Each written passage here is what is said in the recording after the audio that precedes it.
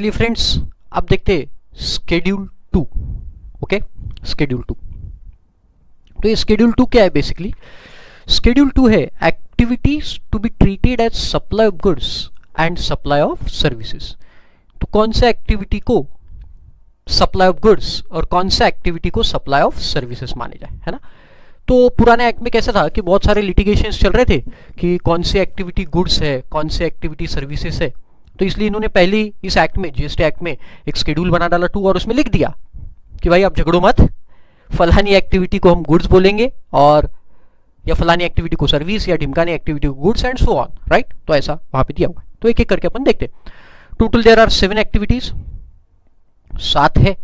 तो एक एक करके इत्मीनान से हमको देखना पड़ेगा। ओके, चलो लेट्स स्टार्ट। देखो, any transfer of title in goods. तो यहां पे देखो 2 है, ध्यान से समझो।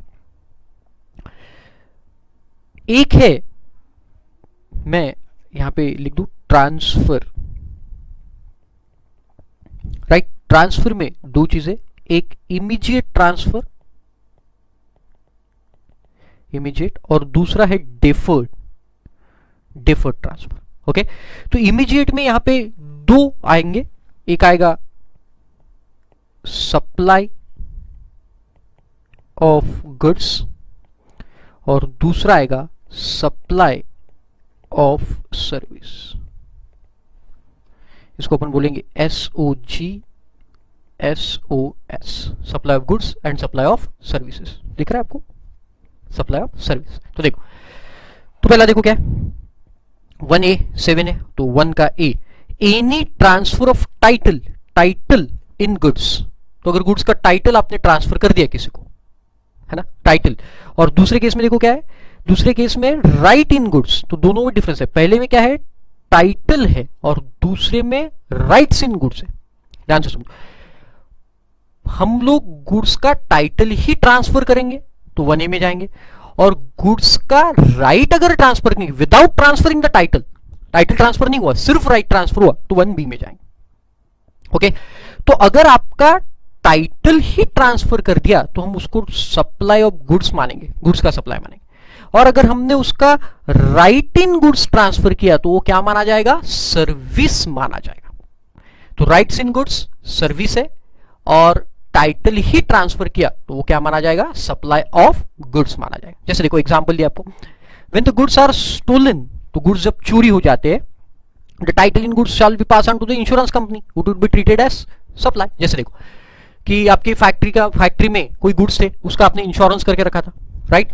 अब वो फैक्ट्री से गुड्स की चोरी हो गई या चल गए, कुछ भी हो गया, तो यहां पे स्टोलन दिया इसलिए मैं चोरी का एग्जांपल लिया, चोरी हो गया। तो देखो अगर गुड्स की चोरी हो जाती है तो फिर आपको इंश्योरेंस कंपनी से कंपेंसेशन मिलता है, राइट। तो वो जो मतलब क्या, इन गुड्स का टाइटल इंश्योरेंस कंपनी के पास में ट्रांसफर हो गया, क्योंकि आपको इंश्योरेंस कंपनी से कंसिडरेशन मिलने वाला है, मतलब ही इसका टाइटल किसके पास चले गया, इंश्योरेंस कंपनी के पास। या फिर जो भी जल गए गुड्स, फायर कैच हो गई, जल गए, तो जो भी बचे कुचे गुड्स थे वो इंश्योरेंस कंपनी लेके गया और उसके बदले में आपको क्या दे दिया, इंश्योरेंस कंपेंसेशन या नए गुड्स दे दिए। तो टाइटल यहां पे गुड्स का किसके पास ट्रांसफर हो गया, इंश्योरेंस कंपनी के पास। तो ये ट्रांसफर ऑफ टाइटल को जो इंश्योरेंस कंपनी के पास चले गया उसको हम क्या मानेंगे, सप्लाई ऑफ गुड्स मानेंगे, और सप्लाई ऑफ गुड्स मान के उसके ऊपर क्या लगा देंगे बेटा, जीएसटी अप्लाई कर देंगे। Getting the point? Okay, second देखो, any transfer of right in goods. तो ऊपर था टाइटल इन गुड्स, ये था राइट इन गुड्स, और अनडिवाइडेड शेयर्स या फिर अनडिवाइडेड शेयर्स ट्रांसफर किया आपने, कोई भी गुड्स का एक आपका शेयर था उसको ट्रांसफर किया आपने in goods without transfer of title. तो यहां पे विदाउट को अंडरलाइन करो, विदाउट ट्रांसफर ऑफ टाइटल, तो इसको अपन क्या बोलेंगे, सर्विस, राइट। तो देखो, transfer of right in goods without transfer of title is supply of service. तो आपने कोई गुड्स का टाइटल ट्रांसफर नहीं किया, सिर्फ उसका राइट ट्रांसफर किया, तो वो चले जाएगा फिर आपका सर्विस में, सप्लाई ऑफ सर्विस। फिर देखो नेक्स्ट 1C, यहां पे क्या है देखो, अब जैसे कि मैंने आपको बोला डेफर्ड मतलब क्या, इसका जो राइट है गुड्स का वो फ्यूचर डेट में पास ऑन होगा। देखो क्या बोलता है, राइट नहीं sorry title, transfer of title in the goods under the agreement which stipulates that the property in the goods shall be passed on future date। जैसे देखो, best example I can give you, आपने कोई car book किया है ना, अभी jeep compass car का बहुत क्रेज है लोगों में, है ना। मैं भी गया था ऐसे ही पूछने, पैसा तो है नहीं लेकिन फिर भी पूछने के लिए गया था ऐसे, कितने की जीप कंपास, तो उसने बोला 22 लाख। मेरी वाइफ तो वैसे बाहर निकली, मैं बोला अरे रुक रुक रुक, हमको कौन सी लेना है जीप कंपास, हम तो सिर्फ इंक्वायरी करने के लिए और टेस्ट ड्राइव लेने के लिए। टेस्ट ड्राइव से क्या होता है पता भी चलता है, थोड़ा बहुत 2-4 गाड़ियों में घूम लेने का, बैठ जाना। वैगनार ही अच्छी है अपनी, है ना, गरीबों का साथी वैगनार। अच्छा चलो जाने दो। हाँ तो ये जो जीप है, मैंने पूछा भाई कितने की है, तो बोले 22 लाख की। बोला अच्छा, हाँ कब तक मिलेगी, बड़े कॉन्फिडेंस से पूछा कब तक, बोले सर 5 महीने का वेटिंग पीरियड है। मतलब गुड्स, देखो गुड्स का टाइटल मुझे कब पास ऑन होगा बेटा, 5 महीने बाद, लेकिन उसके लिए बोले कि एडवांस में आपको बुकिंग करना पड़ेगा। तो बोला अच्छा, तो देखो एडवांस में मैं आज बुकिंग करवा रहा हूं, तो जो भी पैसा मैं उसको दूंगा उसके ऊपर क्या लग जाएगा, जीएसटी लग जाएगा, लेकिन गुड्स मुझे कब मिलेंगे, 5 महीने बाद, मतलब मुझे जो कार मिलेगी वो 5 महीने बाद मिलेगी, राइट। तो that is transfer of title on a future date, getting the point. तो ये हो गया आपका, ये हो गया आपका transfer of title on a future date, इसके ऊपर भी क्या लग जाएगा, जीएसटी लग जाएगा। या फिर दूसरा एग्जांपल मैं आपको दूं, देखो हायर परचेज या लीज का एग्जांपल है ना, वहां पे दिया भी होगा, देखो आपको finance lease hire purchase transaction would amounts to supply of GST. तो कोई मशीनरी आपने हायर परचेज पे ली है, और वो मशीनरी हायर परचेज पे लेने के बाद क्या होता है, हायर परचेज में लास्ट इंस्टॉलमेंट पे, लास्ट इंस्टॉलमेंट जब होती है तब आपको, आप उसके ओनर बन जाते हो। तो हर इंस्टॉलमेंट में आप उसको पैसे दे रहे हो, और आखिरी इंस्टॉलमेंट में मतलब डिलीवरी आपको गुड्स की कब आ रही है, फ्यूचर डेट में आ रही है, तो इसे भी क्या बोला जाएगा, सप्लाई ऑफ गुड्स। और हर इंस्टॉलमेंट पे फिर आपको जीएसटी पे करना पड़ेगा, right, as simple as that, right. तो देखो 1 में क्या थे, 3 points, 1A 1B and 1C। तो 1A में अपन ने 1A और B को एक कैटेगरी में डाला, मतलब क्या, उसको क्या बोला मैंने, सप्लाई ऑफ गुड्स, और इमीडिएट है। पहले में टाइटल ट्रांसफर किया इमीडिएट, और दूसरे में क्या ट्रांसफर किया, राइट्स इन गुड्स, और तीसरे में डिफर्ड ट्रांसफर है टाइटल इन गुड्स का, तो उसे भी हमने बोल दिया बेटा सप्लाई ऑफ गुड्स। राइट से ट्रांसफर, तो उसको सप्लाई ऑफ सर्विस बोलेंगे, राइट। क्या देख रहे हैं, अगेन मैं बता दूं आपको कौन सा चीज सप्लाई ऑफ गुड्स है और कौन सी चीज सप्लाई ऑफ सर्विस है। चलो आगे सेकंड पॉइंट देखो क्या बोलता है, देखो फटाफट क्या है, देखो सेकंड पॉइंट में यहां पे भी 2 चीजें, देखो क्या है, यहां पे 2A और 2B लैंड और बिल्डिंग के बारे में बात कर रहे हैं, ओके। तो फर्स्ट पॉइंट में है लैंड और सेकंड पॉइंट में है बिल्डिंग। फर्स्ट पॉइंट में लैंड और सेकंड पॉइंट में बिल्डिंग। तो देखो क्या, किसको सप्लाई ऑफ गुड्स और किसको सप्लाई ऑफ सर्विस मानेंगे, है ना। देखो यहां पे दोनों को सप्लाई ऑफ सर्विस ही मानना है आपको, देखते हैं अपन कैसे। Any transfer by way of, कैसे, देखो lease, tenancy, easement, licence to occupy the land, है ना। तो आपने क्या किया, लैंड को लीज पे दिया या टेनेंसी पे दिया, ईजमेंट, ये सब सेम है, लाइसेंस पे दिया। जैसे कोई सर्कस, जैसे मेरा एक प्लॉट ऑफ लैंड है बीच में सिटी में, और एक सर्कस आई, क्या नाम है उसका, अमर सर्कस, आपने नाम सुना, ऐसी सर्कस के नाम रहते, अमर सर्कस, है ना, बचपन में जाते होंगे आप। तो ये जो सर्कस है, वो सर्कस के लिए मैंने मेरी लैंड उनको किराए पे दी, है ना, तो इसे क्या बोलेंगे अपन, लीज पे दी, तो उसको सप्लाई ऑफ सर्विस माना जाएगा, लायबल फॉर जीएसटी, है ना। देखो एग्जांपल दिया होगा, land used for circus, entertainment and parking purposes. बहुत सारे लोग पार्किंग के लिए, जैसे देखो हमारी एकेडमी में सामने एक शारदा जी है, उन्होंने ये लैंड हमको लीज पे दी हुई है, राइट। तो यहाँ पे हमारे स्टूडेंट गाड़ियां पार्क करते हैं, तो ये भी क्या माना जाएगा, आपका लीज एग्रीमेंट हमारा उनके साथ हुआ है, तो इसको भी जीएसटी लगेगा, राइट, सप्लाई ऑफ सर्विस बोल के। ओके नेक्स्ट, एनी लीज और लेटिंग आउट ऑफ अ बिल्डिंग। अभी बिल्डिंग की बात कर रहा है, पहले केस में अपन ने लैंड देखा, अब बिल्डिंग इंक्लूडिंग कमर्शियल और इंडस्ट्रियल और रेसिडेंशियल कॉम्प्लेक्स। तो चाहे वो इंडस्ट्रियल कॉम्प्लेक्स हो, कमर्शियल हो या फिर रेसिडेंशियल हो, लेकिन यूज देखो क्या होना चाहिए, फॉर बिजनेस और कॉमर्स के लिए रेंट पे होना चाहिए। तो आपने अगर आपका रेसिडेंशियल कॉम्प्लेक्स रेसिडेंस के लिए यूज करने के लिए दिया, तो फिर उसको सप्लाई ऑफ सर्विस नहीं मानेंगे, तो उसके ऊपर कोई जीएसटी नहीं फिर। लेकिन अगर वो रेसिडेंशियल कॉम्प्लेक्स आपने कमर्शियल पर्पस के लिए अगर लेट आउट किया, तो फिर उसे सप्लाई ऑफ सर्विस मानेंगे, तो देखो, leasing of building for commercial purpose shall amount to supply of service.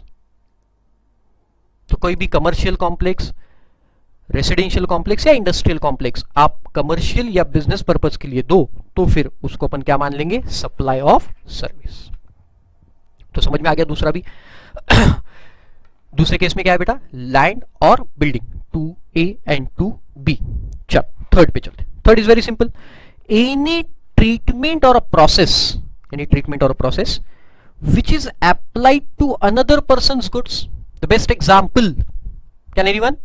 Yes, correct, job work, right? क्या होता है देखो, तो ये प्रिंसिपल पर्सन है, ये प्रिंसिपल पर्सन, और ये प्रिंसिपल पर्सन अपने गुड्स किसको देता है, जॉब वर्कर को, for further processing, job worker को फर्दर प्रोसेसिंग के लिए।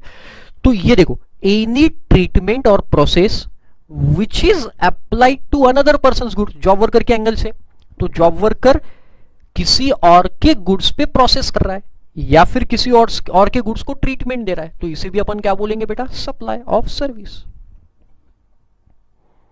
तो पुराने लॉ में जो झगड़े थे कि ये सप्लाई ऑफ गुड्स है या सर्विस है, ये सब हटाने के लिए इन्होंने शेड्यूल 2 बनाया। तो जॉब वर्कर के एंगल से अपन देखें, किसी और के गुड्स पे अगर वो ट्रीटमेंट कर रहा है तो इसे अपन क्या बोल देंगे, सप्लाई ऑफ सर्विस बोल देंगे।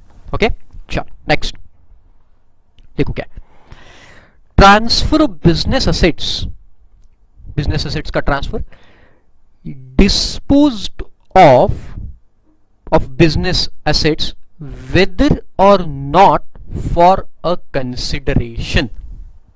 देखो यहां पे रिपीट हो रहा है point, whether or not for consideration, because if it is not consideration, not for consideration, तो हम शेड्यूल 1 में देख के आए थे, क्या देखा था शेड्यूल 1 में, if it is not for consideration, और अगर आपने बिजनेस एसेट को ट्रांसफर या डिस्पोज ऑफ किया जिसके ऊपर आपने आईटीसी ले चुके हो, याद आया? तो ट्रांसफर और डिस्पोजल ऑफ बिजनेस एसेट्स जिसके ऊपर आपने आईटीसी लेके रखा है विदाउट कंसिडरेशन, तो अपन ने शेड्यूल 1 में देखा, और यहां पे देखा weather or not for a consideration, मतलब यहां कंसिडरेशन लेके भी आप कोई एसेट्स को ट्रांसफर कर रहे हो। तो आपने कोई बिजनेस एसेट को ट्रांसफर किया, जैसे मैंने क्या किया, एसी खरीदा था मेरे ऑफिस में, ऑफिस में मैंने पहले एसी खरीदा था, वो एसी का मैंने क्रेडिट भी ले लिया, आईटीसी मैंने एसी का ले लिया। अब मैंने वो एसी को ट्रांसफर किया, इफ इट इज, दो चीजें है ना, if it is without consideration, without consideration तो शेड्यूल 1 में फंसेगा, और if it is with consideration तो हम इसे क्या बोलेंगे, शेड्यूल 2 में डालेंगे और इसे बोलेंगे सप्लाई ऑफ गुड्स। ओके, तो देखो, transfer of business assets disposed of or disposal of business assets whether or not for a consideration, very simple. Okay, तो यहां तक समझ में आ गया आपको। तो 1, 2 एंड 3, 1 में 2 देखे बेटा, 1 में पहला कौन सा देखा बताओ, इमीडिएट ट्रांसफर और डिफर्ड ट्रांसफर। इमीडिएट में पहले right in goods, supply title in goods, तो अपन उसको सप्लाई ऑफ गुड्स माने, राइट इन गुड्स ट्रांसफर किया तो हमने इसको सप्लाई ऑफ सर्विस माने। फिर डिफर्ड है, फ्यूचर डेट में अगर गुड्स ट्रांसफर हो रहे तो सप्लाई ऑफ गुड्स माने, इजंट इट। फिर 2 में देखा लैंड को लीज पे देना, और 2B में देखा बिल्डिंग को लीज पे देना कमर्शियल और बिजनेस पर्पज के लिए, तो उसको सप्लाई ऑफ सर्विस माने। 3 में जॉब वर्कर को अगर कोई गुड्स अपन भेज रहे हैं प्रोसेसिंग के लिए, फर्दर प्रोसेसिंग, उसको सप्लाई ऑफ सर्विस, और there by job worker will levy the GST. और 4th में देखा ट्रांसफर ऑफ बिजनेस एसेट, जो हमने विथ और विदाउट कंसिडरेशन डिस्पोज ऑफ की। ओके, चल 4A, sorry 4B, change of use of goods. अब इसका मतलब क्या हुआ, change of use of goods. अब देखो, ये बोल रहा है कोई बिजनेस के एसेट्स है आपके, कोई गुड्स है बिजनेस के, जैसे देखो मैं हूं कंप्यूटर का डीलर, कंप्यूटर का डीलर हूं, और मैंने क्या किया कि एक लैपटॉप बिजनेस एसेट्स, बिजनेस का गुड्स है मेरे, स्टॉक इन ट्रेड है लैपटॉप, वो लैपटॉप मैंने उठा के मेरे घर में लाया फॉर पर्सनल यूज, तो ये क्या माना जाएगा, सप्लाई ऑफ सर्विस माना जाएगा। मैंने उसको यूज किया मेरे घर के काम के लिए, मैंने यूज किया उसको पर्सनल पर्पज के लिए। मेरे यहाँ पे मेरा कार का शोरूम है, मैंने कार बिजनेस की एक कार स्टॉक इन ट्रेड की उठा के लाया और घर में पर्सनल पर्पज के लिए सबको घुमाने के लिए लेके गया। मेरे घर में गेस्ट आए थे, तो अपने पास तो वैगनआर है 4-5 सीटर वाली, है ना, तो घर में गेस्ट आए थे 15 लोग, 15 लोगों के लिए कौन सी कार है, कोई कार नहीं, तो हमने 2 फॉर्च्यूनर उठाई, कार के डीलर है 2 फॉर्च्यूनर, और 2 फॉर्च्यूनर में हम लोग लेके गए, उनको पर्सनल पर्पस के लिए यूज किया, तो इसे क्या मानेंगे, सप्लाई ऑफ सर्विस, और उसके ऊपर फिर जीएसटी लगेगा। ओके, तो देखो from the business to personal use के लिए, weather or not for consideration, consideration लिया या नहीं लिया, तो देखो computer, company car, when it is put to non business use would be cover. या फिर देखो कंपनी के पास कार है बिजनेस पर्पस के लिए, और वो कार वो कंपनी ने डायरेक्टर को यूज करने के लिए दी, तो वो भी क्या हो जाएगा बेटा आपका, वो भी business use, business to personal माना जाएगा, और उसके ऊपर भी क्या लग जाएगा फिर आपका जीएसटी, सप्लाई ऑफ सर्विस बोल के। ओके चलो गुड, नेक्स्ट 4C, चलो बड़ा मजेदार है ये भी, वेयर एनी पर्सन, ध्यान दो, any person ceases to taxable person any goods forming a part of assets of a business unless the business is transferred as a going concern to another person or the business is carried on by a personal representative who is deemed to be a taxable person। क्या मतलब वो इसका, देखो आपका कोई running business था, चल रहा था बिजनेस, वो बिजनेस आपने अचानक से बंद कर दिया, ceases to carry on the business, तो अगर वो बिजनेस बंद हो जाता है, टैक्सेबल पर्सन ने अगर बिजनेस बंद कर दिया, तो जिस दिन बंद किया उस दिन आपका जो भी स्टॉक पड़ा हुआ था बिजनेस में, जो भी स्टॉक पड़ा हुआ था, उसको सप्लाई ऑफ गुड्स माना जाएगा। जो भी स्टॉक आपका पड़ा हुआ था, जैसे आपने कोई बिजनेस, मिठाई का बिजनेस था आपका, और आपने एक दिन डिसाइड किया कि अरे यार ये मिठाई विठाई बेचना बेकार है, उस बिजनेस को आपने स्टॉप कर दिया, बंद कर दिया, बेचना बंद कर दिया मिठाई कि कल से बंद कर देंगे, ताला लगा दिया उसको बिजनेस को, और आप आपका पढ़ाने में चले आए, अच्छा बिजनेस था पढ़ाना ही आपका। तो ये जो मिठाई उस दिन, जिस दिन आपने ये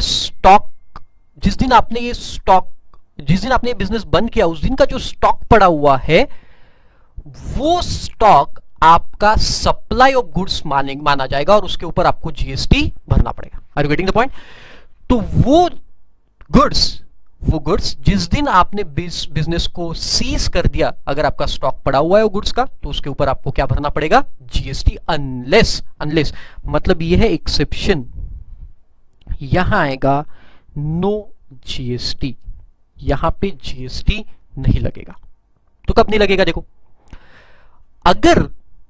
अगर आपने ये बिजनेस किसी और को ट्रांसफर कर दिया, अगर आपने ये बिजनेस किसी और को ट्रांसफर कर दिया, तो फिर एक सेकंड, अगर आपने ये बिजनेस किसी और को ट्रांसफर कर दिया, तो फिर इसके ऊपर कोई भी जीएसटी नहीं लगेगा। तो आपने बिजनेस सीज किया था, लेकिन सीज करने की जगह आपने क्या किया कि किसी और दूसरे बंदे को उसको ट्रांसफर किया एज अ गोइंग कंसर्न, मतलब अब वो बिजनेस को ये पर्सन चलाएगा, नया पर्सन चलाएगा, तो फिर हम उसे कोई भी सप्लाई नहीं मानेंगे और इसके ऊपर कोई जीएसटी नहीं लगेगा। ऐसा क्यों बेटा? क्योंकि देखो ये मिस्टर एक्स है, ये मिस्टर एक्स ने बिजनेस बंद करने का सोचा, लेकिन उसने क्या किया, पूरा सीज ना करके ये बिजनेस मिस्टर वाई को ट्रांसफर कर दिया।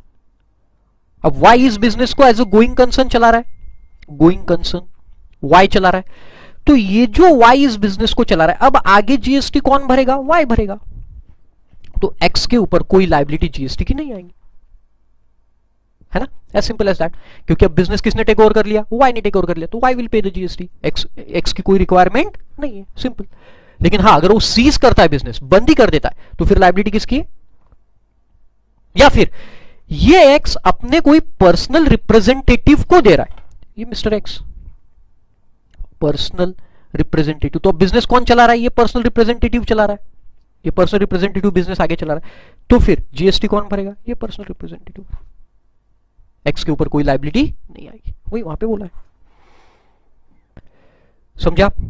Very simple, right? तो देखो 4 को रिवाइज कर रहे हैं एक बार। 4A में क्या देखा, ट्रांसफर ऑफ बिजनेस असेट्स, देखा आपको, disposal of business assets whether or not for consideration, without consideration भी करोगे तो भी उसको सप्लाई ऑफ गुड्स माना जाएगा। फिर अगर आपने कोई गुड्स पर्सनल यूज के लिए यूज किए, मतलब बिजनेस के एसेट्स आपने पर्सनल यूज के लिए, कंप्यूटर का एग्जांपल दिया, कार का एग्जांपल दिया, तो उसको भी सप्लाई ऑफ सर्विस मानेंगे अपन। और अगर आपने बिजनेस को सीज कर दिया तो सीज के दिन जो भी आपका स्टॉक पड़ा हुआ था उस स्टॉक को अपन क्या मानेंगे, सप्लाई ऑफ गुड्स, अनलेस अगर वो कोई और पर्सन गोइंग कंसर्न करके चला रहा है या फिर वो प्रेडिसेसर का कोई रिप्रेजेंटेटिव है, पर्सन रिप्रेजेंटेटिव वो बिजनेस को चला रहा है, राइट। तो उसे अपन क्या बोलेंगे, फिर कोई जीएसटी की लायबिलिटी नहीं लगाएंगे और सामने वाला पर्सन जब भी बेचेगा तो उसके ऊपर जीएसटी आ जाएगा। Next is very simple 5A, renting of immovable property is a service, है ना। तो अगर आप कोई इमूवेबल प्रॉपर्टी को रेंट पे दे रहे हो, किराए पे दे रहे हो, है ना, तो ये क्या मानी जाएगी, सप्लाई ऑफ सर्विस। ये कोई बताने की जरूरत नहीं है ना, इमूवेबल प्रॉपर्टी को रेंट पे देना इज योर सर्विस। नेक्स्ट, अब देखो 5B क्या बोलता है। 5B, construction of complex building, civil structure or part there of, including a complex or building intended for sale to a buyer, wholly or partly except where the entire consideration has been received after issuance of completion certificate, where required by a competent authority or after its first occupation, whichever is earlier। क्या बोल रहे हैं बताओ, समझा आपको? नहीं, मैं बताता हूं। देखो देखो अच्छे से सुन लो, ये पॉइंट बहुत मजेदार है कि कोई एक बिल्डिंग, आप किसी बिल्डर के पास गए, है ना, ये मिस्टर ए कोई बिल्डर के पास गया, ओके, और ये बिल्डर के पास जाने के बाद उसने बोला कि भाई मुझे एक बिल्डिंग खरीदना है, बिल्डिंग नहीं सॉरी, एक फ्लैट खरीदना है, बिल्डिंग का एक फ्लैट खरीदना है ना, जैसे योर लकी नंबर है नहीं, ऐसी एग्जांपल है ना। चलो 420 नंबर का फ्लैट हमको परचेस करा, लेकिन वो बिल्डिंग अभी बनी नहीं है। ध्यान से सुनना मैं क्या बोल रहा हूं, अभी वो बिल्डिंग बनी नहीं है, ऐसी जमीन है और उस जमीन पे वो बिल्डिंग कंस्ट्रक्ट होने वाली है। तो आपने उसको बोला कि 420 नंबर का फ्लैट मुझे, लकी नंबर है मेरा और उसको मुझे बुक करना है। तो बोलता है ठीक है 420 नंबर का फ्लैट, आज से 3 साल बाद ये बिल्डिंग कंप्लीट हो जाएगी और आप आज उसका पैसा दे दो। तो देखो आपने क्या किया, वो फ्लैट आपने बुक कर दिया 420 नंबर का, तो उतनी जगह, जितना एरिया 420 नंबर के फ्लैट का था वो एरिया अब आपका हो गया। ध्यान से सुनना, वो एरिया आपका हो गया। अब वो बिल्डर क्या कर रहा है, वो एरिया पे आपको कंस्ट्रक्शन करके दे रहा है, जो भी एरिया था उस एरिया पे आपको कंस्ट्रक्शन करके दे रहा है, और वो कंस्ट्रक्शन आपके 420 नंबर के फ्लैट एरिया में करके दे रहा है। मतलब वो आपको क्या दे रहा है बेटा, इनडायरेक्टली सर्विस दे रहा है। तो आपने ऑलरेडी वो फ्लैट की जगह को बुक कर लिया है, अब वो केवल आपको सर्विस दे रहा है। That is called as supply of service. Why? Because you have already paid the amount for that particular piece of land. अब वो आपको कंस्ट्रक्शन की सर्विस वो जगह पे दे रहा है, इसलिए इसको बोला जाता है सप्लाई ऑफ सर्विस। बट अब आपको दूसरा घर खरीदना, आपने क्या किया कि रेडीमेड घर जाके, पूरी बिल्डिंग बन चुकी है और आपने जाके 420 नंबर का फ्लैट परचेस कर लिया। अब देखो यहां पूरी बिल्डिंग बन चुकी है, यहां पे बिल्डिंग पूरी आपकी बन चुकी है, बिल्डिंग अब कुछ भी नहीं बची है, बिल्डिंग पूरी बन चुकी है और वो बिल्डिंग बन चुकी, पूरी कंप्लीटेड बिल्डिंग का फ्लैट आपने परचेस किया, पूरी कंप्लीटेड बिल्डिंग का फ्लैट परचेस किया। तो उस केस में इसे सप्लाई ऑफ सर्विस नहीं माना जाएगा। अब बात को समझे मैंने क्या बोला, ध्यान दो। तो अगर आपने कोई फ्लैट परचेस किया और वो फ्लैट आपने बिल्डिंग कंप्लीट होने के बाद, अब कंप्लीट मतलब यहां पे मीनिंग क्या होता है बेटा, कंप्लीट मतलब after issuance of completion certificate. तो जैसे ही बिल्डिंग कंप्लीट होती है तो बिल्डिंग कंप्लीट होने के बाद कंप्लीशन सर्टिफिकेट मिलता है। कंप्लीशन सर्टिफिकेट मिलता है, किससे मिलता है? प्रिस्क्राइब्ड अथॉरिटी, मतलब लोकल अथॉरिटी रहती है या फिर आर्किटेक्ट रहता है कहीं जगह, तो उनसे कंप्लीशन सर्टिफिकेट मिलता है। और वो कंप्लीशन सर्टिफिकेट मिलने के बाद अगर आपने कोई बिल्डिंग परचेस करते हो, आप अगर कोई बिल्डिंग वो कंप्लीशन सर्टिफिकेट मिलने के बाद परचेस करते हो, तो फिर उसे सप्लाई ऑफ सर्विस नहीं माना जाता, क्योंकि वो बिल्डिंग कंप्लीट हो चुकी है, वो फ्लैट कंप्लीट हो चुका है, और कंप्लीट फ्लैट आपने डायरेक्ट खरीदा तो अब कोई सर्विस नहीं। लेकिन पहले एग्जांपल में क्या था, देखो पहले एग्जांपल में आपने वो लैंड के पैसे उसको दिए थे और उसको बोला इस पे कंस्ट्रक्शन करके दे, तो वो उसके लिए क्या हो गई बेटा, सर्विस हो गई। लेकिन यहां आपका कंप्लीशन पूरा हो चुका है, कंप्लीशन सर्टिफिकेट आपके हाथ में आ गया है, और उसके बाद आपने फ्लैट परचेस किया, तो फिर उसे हम कोई भी कंप्लीशन, हम उस पर कोई भी जीएसटी नहीं लगाएंगे, क्योंकि वो बिल्डिंग कंप्लीट होने के बाद हमने खरीदी। लेकिन हां, अगर कंप्लीशन से पहले आपने 1 रुपया भी पे कर दिया है बिल्डर को, इसका मतलब वो लैंड आपने खरीदी की थी और उसके ऊपर वो कंस्ट्रक्शन करके दे रहा है, मतलब आपको सर्विस दे रहा है, तो उस केस में आपको जीएसटी भरना पड़ेगा। तो कंप्लीशन के पहले अगर आप कोई पैसा देते हो तो it is liable for GST, but if you give the amount after completion, पूरा परचेज आपने आफ्टर कंप्लीशन किया, तो फिर आपको कोई भी जीएसटी भरने की जरूरत नहीं। आपके समझ में आया? तो ऐसा है वो। तो आपको सबसे पहले ये देखना है कि क्या कंप्लीशन से पहले खरीदा है, कंप्लीशन के बाद। अगर कंप्लीशन से पहले अगर आपने पैसे दिए, कोई भी एडवांस दिया है, तो फिर उसके ऊपर आपको जीएसटी भरना पड़ेगा। और अगर कंप्लीशन के बाद, बेटा लॉजिक समझो और रटो मत, क्योंकि कंप्लीशन के पहले अगर पैसा देते हो मतलब आपके जगह पे वो सर्विस दे रहा है, और कंप्लीशन के बाद खरीदते हो मतलब कोई सर्विस नहीं। ओके, तो चलो आप फटाफट इसको लिख लो।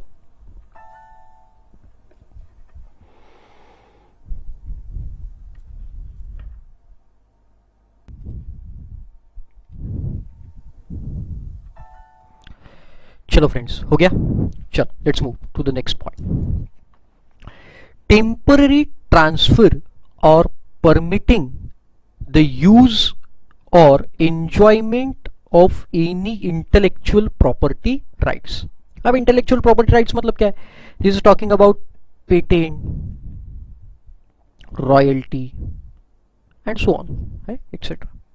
तो क्या, देखो जैसे मेरी कोई बुक है ना, और वो बुक मैंने कोई पब्लिशर को दी,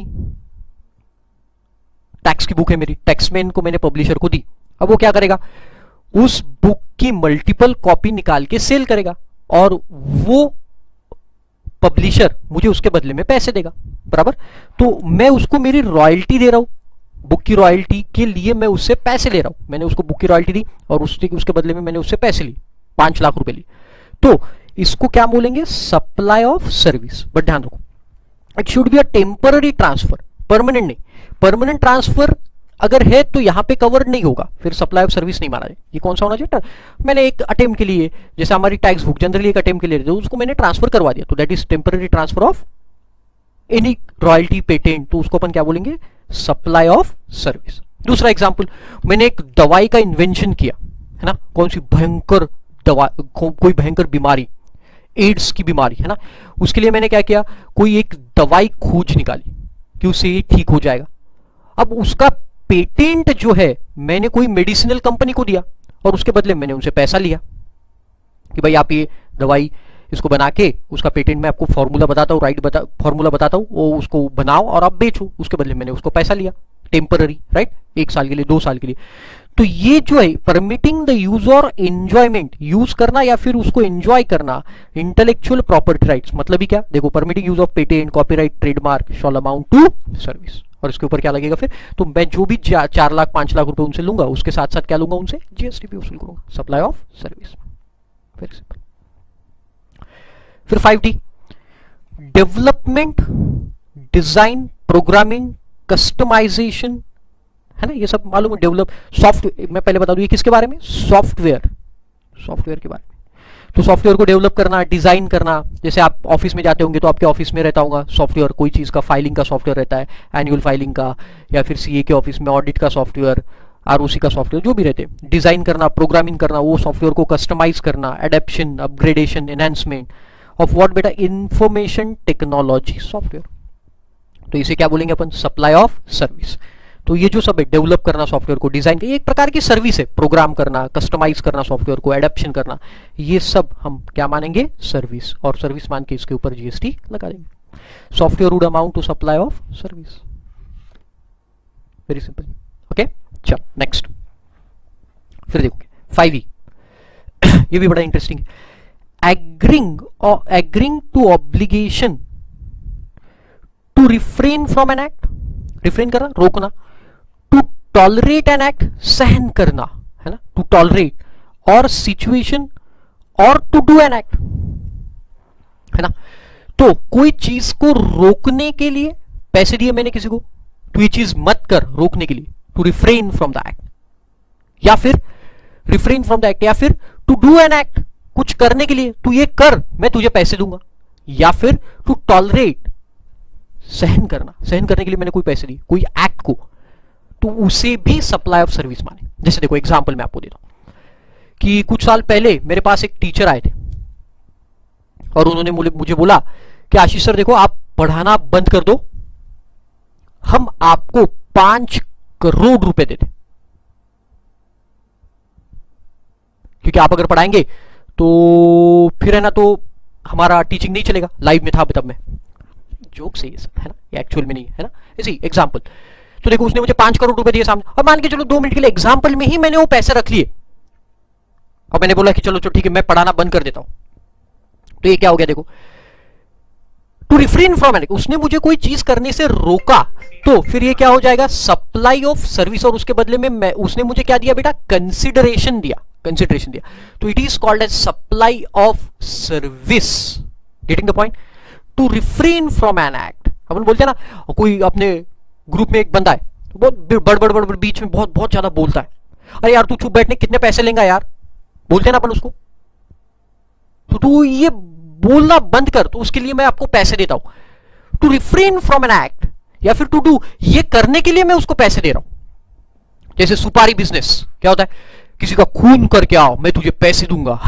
टू डू एन एक्ट या रिफ्रेन फ्रॉम एन एक्ट, या फिर टू टॉलरेट एन एक्ट, तो ये क्या मानी जाएगी, सप्लाई ऑफ सर्विस मानी जाएगी। तो देखो वहां पे दिया, Ram request mister Shyam not to teach a particular subject for 5 years। तो राम ने श्याम को बोला कि तू ये सब्जेक्ट मत पढ़ा, मैं तुझे 5 लाख रुपए दूंगा। तो देखो Shyam agreed the terms and condition against the supply for 5 lakh rupees. The same would be amount to supply of service by Shyam and would attract the GST. तो ये क्या माना जाएगा, सर्विस माना जाएगा, और इसके ऊपर क्या लगेगा, फिर GST लग जाएगा। Simple as that. ओके, फिर नेक्स्ट 5F, लास्ट है 5F। 5 का transfer of right to use any goods for any purpose. तो अपने कुछ गुड्स यूज करने के राइट किसी को दिए ना, जनरली ये मूवेबल गुड्स, मतलब कौन सी प्रॉपर्टी है, मूवेबल। अभी तक हमने क्या देखा, इमूवेबल प्रॉपर्टी का देखा था पहले, तो ये कौन सा, मूवेबल प्रॉपर्टी का राइट है ना। जैसे गर्मी के सीजन में कूलर्स यूज करने के लिए दिए जाते, प्रोजेक्टर यूज करने के लिए दिए जाते किसी और को, है ना, यूज करो आप, रेंट पे यूज करो, है ना। तो देखो transfer of right to use, किसी और को यूज करने का राइट पास ऑन करना, right to use for any purpose, ये सप्लाई ऑफ सर्विस मानी जाएगी। तो देखो क्या है, renting of goods that is movable property, मैंने बोला movable property.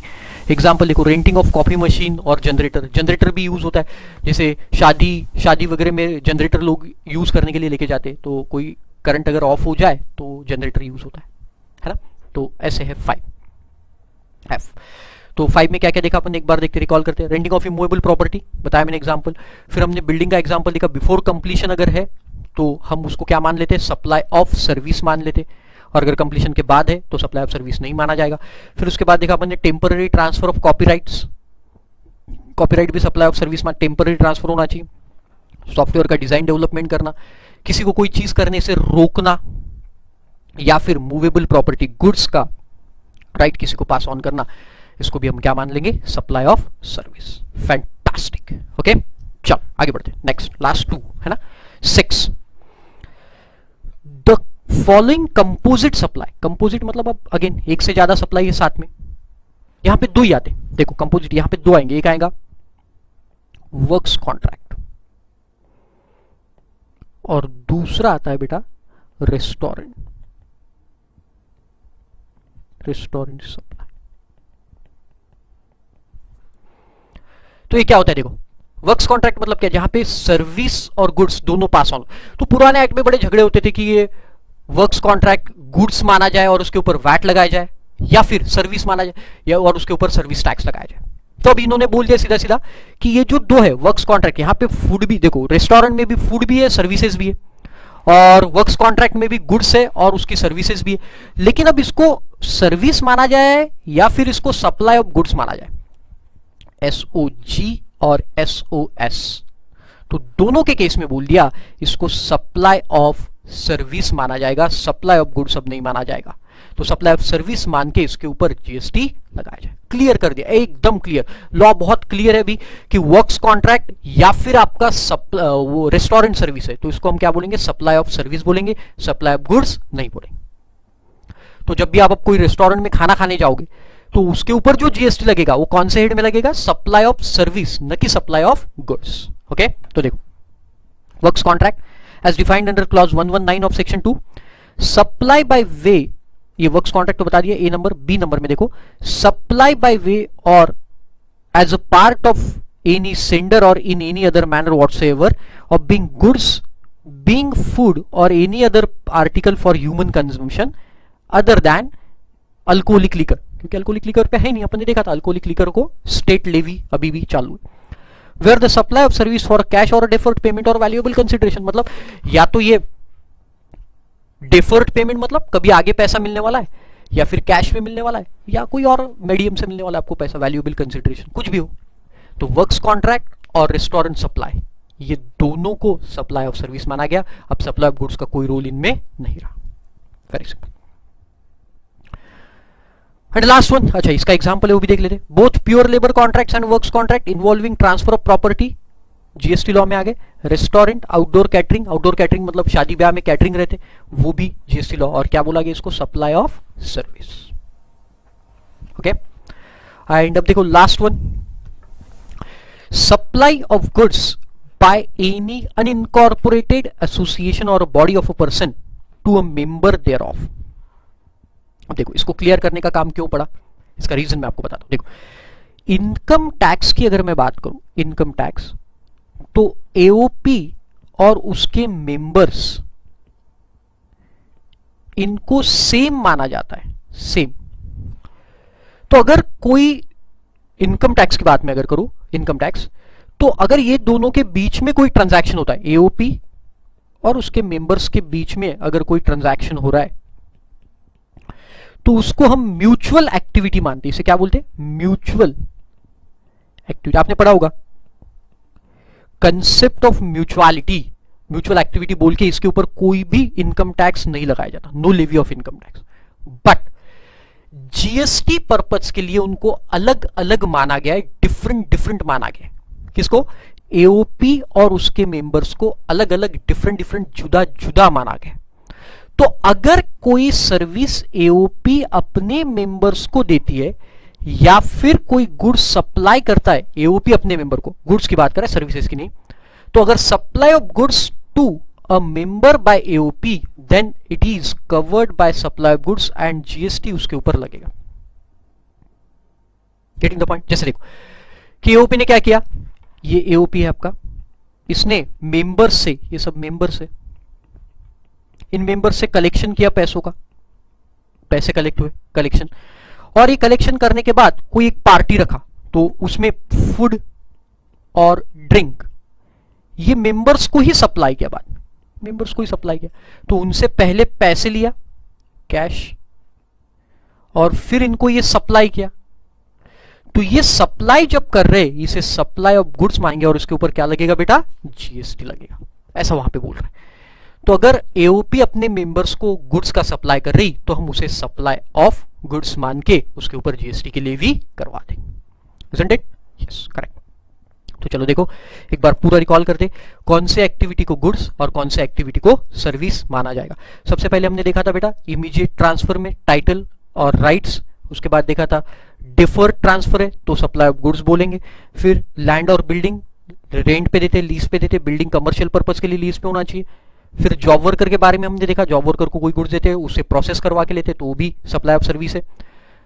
Transfer of business assets, disposal of business asset whether or not for consideration, तो वो भी आपका सप्लाई ऑफ गुड्स माना जाएगा।